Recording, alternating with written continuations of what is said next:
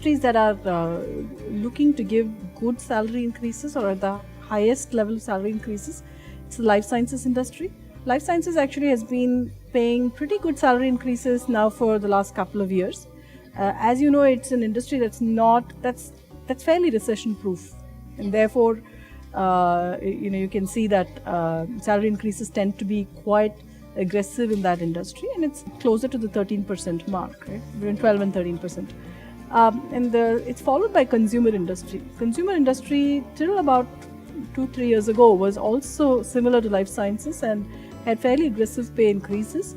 But in the last 2 years, with inflationary pressures and negative consumer sentiment, the salary increases had slowed down a little bit. So the needs of our employees is around allowing them flexibility in terms of not just their work hours and timings, but also in terms of giving them independence, giving them the opportunity to work across projects, across geographies, across client groups.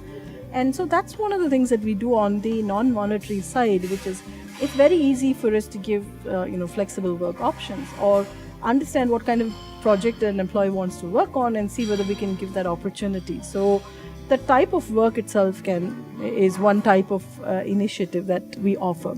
The second is in terms of recognition programs, and we have a number of different types of recognition programs that we've introduced. There's also another category of awards, and we have these awards 4 times a year, where for demonstrating Mercer's values, we have employees nominated by other employees, and then they are awarded.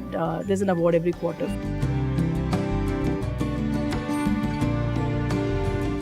If you look at the positive sentiment around manufacturing in India with the Make in India campaign of the new government, some of the forecasts have been fueled by that positive sentiment with respect to manufacturing. There will be a lot more performance focus and performance differentiation. And the reason for this is, in 2015, companies are expecting business results to be better than they were in 2014 and 2013. So they really want to take the employees who have helped them deliver that performance along with them. So one of the key trends will be a greater performance differentiation.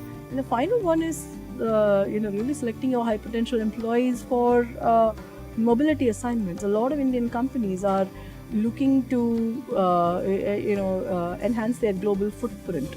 What better opportunity to offer to your high potential employees and to ask them to lead the globalization efforts for the company.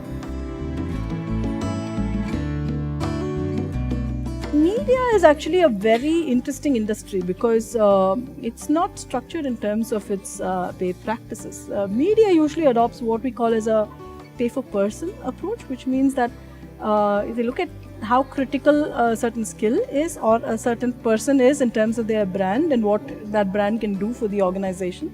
And so pay policies and practices can be quite erratic in the media industry. Again, with the advent of digital marketing, the media industry is reinventing itself, I should say that, especially the advertising industry is looking to reinvent itself. It looks like digital marketing professionals may command a niche or a skills premium, whereas the traditional advertising industry will continue to follow its erratic patterns. Recruitment is going to continue, but it's not going to be those large numbers that we saw year on year for the early part of 2000s right up to 2007. It's going to be more hot skills hiring. So new and emerging technologies like cloud and analytics, these are the spaces where we expect to see hiring growth. If you look at Indian compensation structures, across different levels, about 70% of compensation is cash in hand. It's either through fixed compensation or through a short-term bonus. Then there's another 20% or so on benefits and 10% on retirals or 15% on retirals. So we don't see a change in the basic structure of compensation. If we look at job families or functions, we've seen that sales and R&D across industries, sales and R&D seem to be the 2 job families that are in highest demand. But if you look at the technology industry itself, like I said, specialist skills in these emerging technology areas are going to be in demand.